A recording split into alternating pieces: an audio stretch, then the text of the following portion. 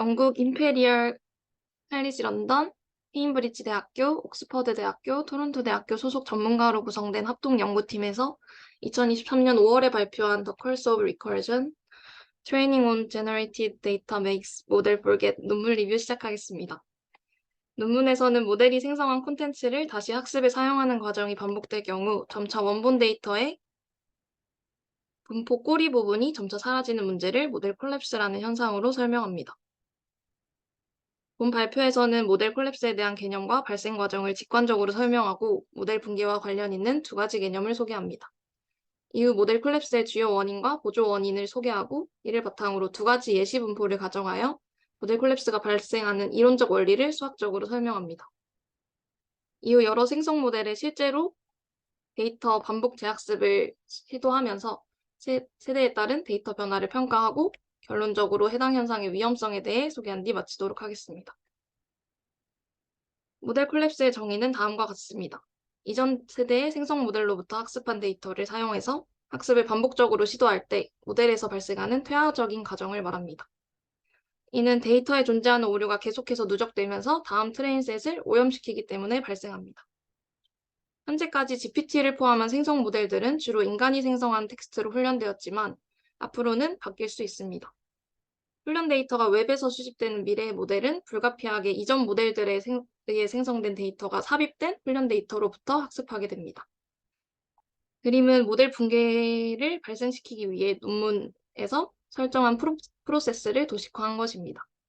원본 데이터는 인간이 선별한 깨끗한 데이터로만 구성되어 있고 그런 다음 모델 0이 훈련되고 해당 모델은 모델에서 유한한 데이터로부터 추정된 모집단 분포를 기반으로 0번째 세대의 데이터를 다시 생성합니다. 이게 다시 훈련 데이터가 되면서 이전 세대 데이터 혹은 원본 데이터를 적절히 섞어서 원본 데이터와 크기가 같지만 약간 오염된 새로운 훈련 데이터를 다시 모델에 학습시킵니다. 이러한 과정이 반복될 때 몬테카를로 샘플링을 통해 데이터가 얻어졌다면 데이터는 세대에 관계없이 유사해야 합니다. 몬테카를로 샘플링이란 확률 변수가 상호 독립적이고 모두 동일한 확률 분포를 가진다는 가정하에 성립합니다. 이때 단일 분포로부터 반복된 무작위 추출을 이용하여 근사한 함수의 값들은 실제 모집단의 분포와 유사하다고 알려져 있습니다. 그러나 결론적으로 현실에서는 여러 오차가 존재하고 이러한 오차는 세대를 거치면서 연쇄적으로 보강됩니다. 따라서 모델 붕괴가 발생하게 됩니다. 앞서 본 프로세스는 현재 사이클 그림의 반복이라고 볼 수 있습니다. 이는 한 사이클에서 모델 콜랩스가 강화되는 과정을 직관적으로 설명한 그림입니다. 모델은 근사를 통해 데이터의 분포를 추정하고 모델에 의해 생성된 데이터는 일어나지 않을 가능성이 큰 특정 꼬리 부분의 분포부터 읽기 시작합니다. 이 데이터는 발생한 데이터의 발생 확률은 더 증가하고 발생 확률이 적은 꼬리 부분은 더 감소해 원본 데이터보다 상대적으로 극단적인 분포를 띠게 만듭니다.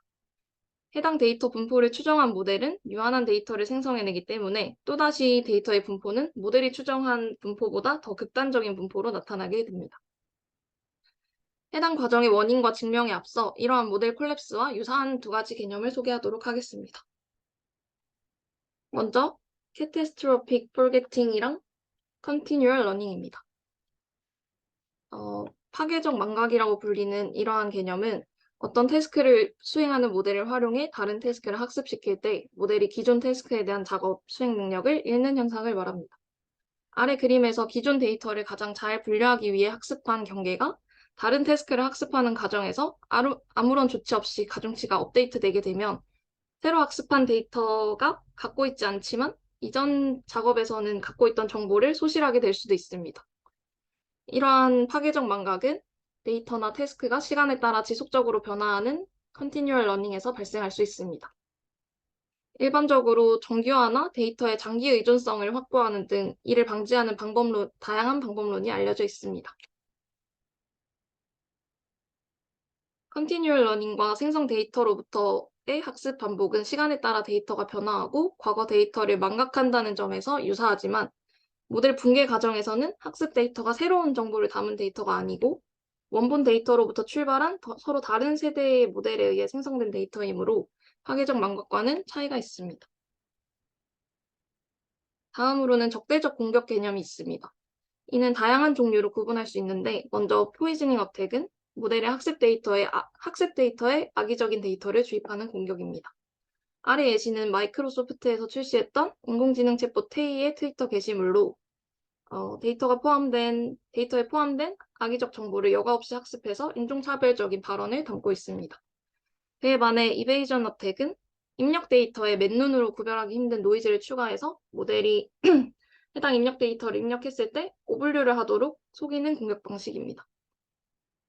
이외에 모델에 반복적으로 쿼리를 던져 나오는 결과를 통해 모델 자체 혹은 학습 데이터를 추출하는 공격 방식도 있으며, 해당 논문에서는 최근 연구를 참조해 포이즈닝 어택이 적은 데이터셋으로도 웹 규모의 데이터셋을 크게 오염시킬 수 있다고 말합니다.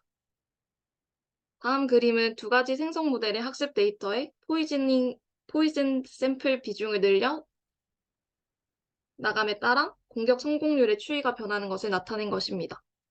포이즈닝 어택은 악의적인 데이터를 최소한으로 주입해 모델 성능을 크게 떨어뜨릴수록 좋은 공격이라는 평가 기준이 되는데, 두 모델의 학습 데이터가 300만 장이었다는 점을 생각하면 0.01%의 데이터만으로도 40%의 성공률을 보일 수 있다는 것을 알 수 있습니다.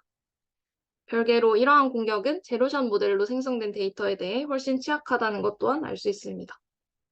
앞으로 온라인상에서 비중이 증가할 생성 모델로부터 생성된 데이터 또한 이러한 오염을 가능하게 만들 수 있습니다. 모델에서 생성된 데이터로 학습을 반복할 때 모델 붕괴가 일어나는 주요 원인은 데이터와 모델 근사 과정에서 존재하는 오류 때문입니다. 먼저 통계적 오류는 샘플 사이즈가 유한하기 때문에 발생하는 오류로 모델 붕괴의 주요 원인이 됩니다. 2의 10의 7제곱만큼 샘플 사이즈를 갖더라도 여전히 샘플 사이즈에 비해 큰 오차를 갖는다는 것을 알 수 있습니다. 이는 충분히 큰 반복 횟수만 있다면 모델 붕괴가 가능하다는 것을 암시합니다. 함수 근사 오차는 보조적인 오류로 함수가 정확하게 데이터를 표현하는 경우에도 통계적 오류에 의해 모델 붕괴는 발생하지만, 해당 오차 또한 모델 붕괴에 영향을 줄 수 있습니다. 말 그대로 이러한 오류로 인해 모델은 더 일반화된 표현을 하게 되어 모델 붕괴를 개선할 수도 있지만, 대부분은 오류가 누적돼서 전체 오류가 커지는 연쇄 효과로 이어집니다. 밀도 모델에서 모델 붕괴가 발생할수록 꼬리 데이터가 사라지고 분산은 작아지면서 발생 확률이 높은 데이터로 밀집하게 되면 훈련 데이터에 포함되지 않은 영역에 외삽이 발생하고, 해당 영역에서 모델 오류는 큰 확률로 커지게 됩니다. 이 외에도 컴퓨터의 부동소수점 표현 방식으로 인해 계산 오류가 발생할 수 있지만, 이는 하드웨어 정확도가 높아짐에 따라 개선이 가능하기 때문에 모델 붕괴의 원인으로 고려하지 않았다고 논문에서는 말합니다. 이제 모델 붕괴의 두 가지 원인을 알았으니 모델이 간단한 분포로 데이터를 추정하는 과정을 통해 수학적으로 모델 붕괴가 발생하는 원리를 소개하도록 하겠습니다. 논문에서는 두 가지 분포 케이스로 모델 붕괴를 설명합니다. 먼저 함수 근사 오차가 없는 이산 확률 분포를 가정해 해당 이상적인 상황에서도 데이터의 유한성이 존재하기 때문에 모델 붕괴가 발생함을 보입니다. 이후 단일 차원의 정규 분포로 함수 근사 오차와 통계 오차를 모두 고려하여 모델 붕괴가 발생하는 상황을 설명합니다.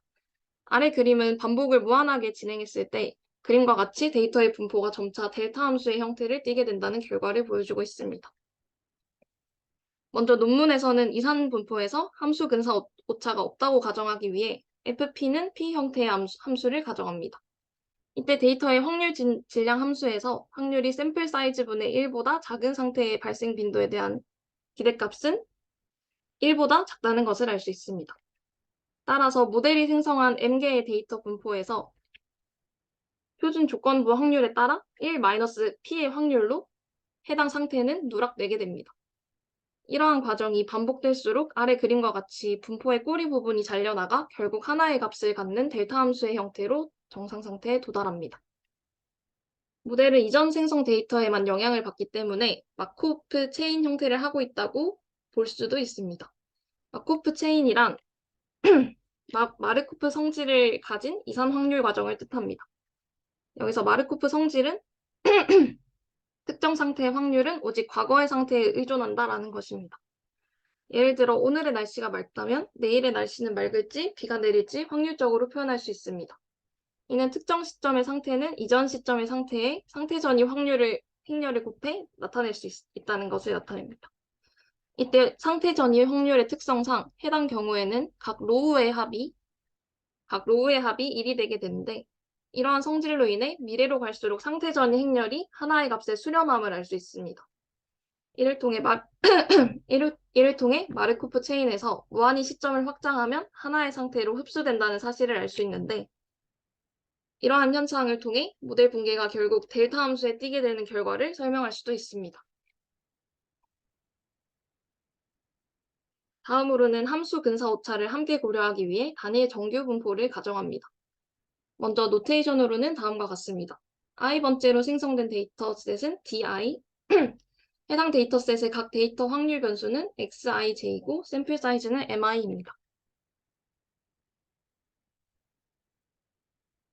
이때 n번째 생성 데이터의 평균 분포를 pi라고 합니다.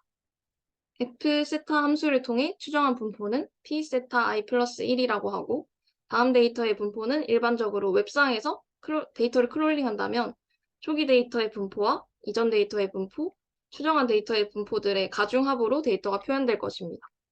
그러나 앞서 말했듯 본 실험은 이전 생성 데이터만 학습에 사용하기 때문에 알파와 감마는 0으로 설정됩니다. 만약 샘플링이 완벽한 환경에서 이루어져 표본 평균과 분산 추정치가 편향되지 않았다면 첫 번째 수식과 같은 형태로 나타내지지만 많은 딥러닝 모델에서는 맥시멈 라이클리후드 에스티메이션을 사용하기 때문에 해당 경우 표본 평균과 표본 분산의 추정치는 편향된 값을 가지고 아래와 같이 근사될 수 있습니다. 표본 분산의 추정치가 근사되는 과정에 대해서만 간략하게 설명하면 먼저 우리가 익히 아는 표본 분산의 평균을 구하는 과정과 유사한 점이 있습니다. 정규 모집단에서 추출된 확률 표본으로부터 구한 확률 분포는 카이 제곱 분포를 따른다는 사실입니다. 그러나 해당 실험에서는 오리지널 데이터는 정규 분포로 가정했지만 이후 샘플링 과정에서는 편향을 고려해 최신 논문을 인용하여 다른 분포를 가정합니다. 카이 제곱 분포보다 일반화된 감마 분포를 기반으로 한 분산 감마 분포입니다. 형태는 다음과 같고 4가지 모습을 가집니다. 따라서 표본 분산은 앞서 본 분포와 유사하지만 카이 제곱이 아닌 특정 감마 분포로 표현되게 되고 확률 변수 또한 조건부 분포에 기반해 두 번째, 세 번째 줄과 같이 표현되게 됩니다. 해당 확률 변수식을 분산으로 감싸주게 되면 아래와 같은 식을 근사할 수 있습니다. 정확히는 이전 각 항에 있는 S1, S2 이런 분포의 분산값을 고려해야 하지만 식이 매우 복잡해지기 때문에 논문에서는 무시를 하고 근사를 진행했습니다. 실제로 표본수가 100개만 돼도 근사값이 아주 잘 적용된다고 합니다. 만약 각 단계의 표본수를 통일한다면 마지막 줄과 같이 n번째 생성 모델로부터 생성한 제2번째 데이터의 표본 분산을 다음과 같이 간단하게 표현할 수 있습니다. 이는 n이 증가할수록 샘플 데이터의 각각 분포가 갖는 분산이 선형적으로 발산한다는 사실을 암시합니다. 기존의 데이터가 가지고 있던 정보를 점차 소실하고 평균을 제외한 꼬리 부분이 점차 증가하게 되기 때문에 원래 데이터 분포와는 멀어지고 유니폼 분포처럼 평평해집니다. 따라서 함수 근사 우려를 고려하지 않은 이전 경우보다 더 빠른 속도로 꼬리 부분에 컷오프가 발생하게 되고 학습이 반복됨에 따라 이전 경우와 같이 데이터 분포는 델타 함수에 가까워집니다. 이제 여러 생성 모델에 직접 생성 데이터 학습 프로세스를 적용한 결과를 평가해 보겠습니다. 먼저 가우시안 혼합 모델을 통해 2개의 가우시안 분포로 이루어진 원본 데이터를 시작으로 학습을 반복합니다. 50회 만에 원본 데이터와 완전히 다른 분포를 띠는 것을 볼 수 있고 앞서 말한 것과 같이 분산이 작아지면서 분포가 델타 함수의 형태를 띠게 되는 것을 눈으로 확인할 수 있습니다. 다음은 손글씨 이미지를 생성하는 VA 모델입니다. 세대가 지남에 따라 손글씨가 점차 구분 없이 단일한 형태에 가까워지는 것을 확인할 수 있습니다. 분포의 평균으로 수렴하면서 점차 여러 숫자가 합쳐진 특정 형태로 통일된다고 볼 수 있습니다. 이는 오토인코더에 인코딩된 데이터에 해당하는 잠재 표현의 확률 밀도 함수를 나타낸 그래프로도 확인할 수 있는데 오토인코더에서도 점차 분산이 작아지는 모델 분기 형상이 나타난다는 것을 직관적으로 확인할 수 있습니다. 대형 언어 모델의 경우에는 상황이 살짝 다릅니다. GMM이나 VA 같은 모델은 보통 처음부터 훈련되는 경우가 많지만 LLM은 사전 훈련된 가중치를 활용하는 경우가 많습니다. 아래 그래프는 사전 훈련된 모델을 활용하지 않고 실험한 그래프입니다. Y축에 위치한 perplexity는 값이 작을수록 언어 모델이 우수하다는 것을 의미합니다. 이 perplexity의 의미는 트리 자료 구조에서 브랜치의 개수를 의미합니다. 한 가지 경우를 고르는 태스크에서 선택지의 수라고도 해석할 수 있고, 언어 모델에서는 이전 단어를 기반으로 다음 단어를 예측할 때 고려하는 단어 후보군의 수라고 해석할 수도 있습니다. 그래프를 보면 LLM에서는 생성 데이터로 학습하자마자 정확도가 크게 저해되는 것을 볼 수 있지만 그 이후로 어느 정도 작업을 지속적으로 수행해 나갈 수 있다는 것을 알 수 있습니다. 또한 원본 데이터를 보존한다면 성능이 덜 저하된다는 사실도 알 수 있습니다. 다음은 사전 훈련 모델을 사용하고 모델의 가중치를 크게 변화시키지 않기 위해 업데이트에 제한을 둔 경우입니다. 이때 모델이 데이터를 통해 생성한 그레디언트 가중치 변화는 이전 경우에 비해 크지 않습니다. 따라서 앞선 경우보다 결과 또한 덜 드라마틱하게 perplexity가 증가할 것임을 알 수 있습니다. 실제로 앞서 본 perplexity가 50에서 60 범위를 보이는데 반면 현재 그래프에서는 평균이 0에서 10 사이인 것을 볼 수 있습니다. 또 다른 특징으로는 특정 세대를 거치면서 그래프 분포가 점차 더 긴 꼬리를 형성하는 것을 확인할 수 있습니다. 해당 경우에도 분포의 꼬리가 점차 사라지면서 특정 맥락에서는 아예 답을 찾기 어려워지게 되고 이때 고려해야 되는 단어 수가 많아지면서 perplexity가 매우 높아집니다. 이는 세대를 거치면서 더 많은 시점에서 발생하게 되고 이로 인해 높은 perplexity 부분인 이 그래프에서 꼬리 부분이 점차 길어지면서 성능이 저하되는 것을 알 수 있습니다. 또한 논문에서는 세대가 지날수록 반복 구절이 점점 많아지는 문제도 발생했다고 말합니다. 거의 모든 텍스트 모델에서 발견된 문제로 다음과 같이 초반에는 그럴듯한 문장을 생성하지만 9번째 생성쯤으로 가면 잭 래빗, 골뱅이 같은 맥락 없는 단어를 자주 반복하는 것을 알 수 있습니다. 앞서 말한 포이즌 어택은 LLM 등 생성 모델의 등장으로 인해 자동화되어 더 쉽고 광범위하게 이루어질 수 있습니다. 꼬리 분포에 위치하는 낮은 확률의 사건은 일반적으로 사회적으로 소외된 그룹에 관련된 정보일 확률이 높기 때문에 LLM이 이러한 모델 붕괴를 고려하지 않으면 이러한 정보들이 소실될 확률이 높다고 논문에서는 말합니다. 또한 논문은 생성 데이터가 온라인상에서 확산되는 것은 불가피하기 때문에 이렇게 일찍 발표된 LLM 같은 모델들은 선취 이점을 갖게 되면서 또한 인터넷에서 크롤링된 데이터는 앞으로 원천을 구별할 필요성이 있다는 것을 시사합니다. 감사합니다.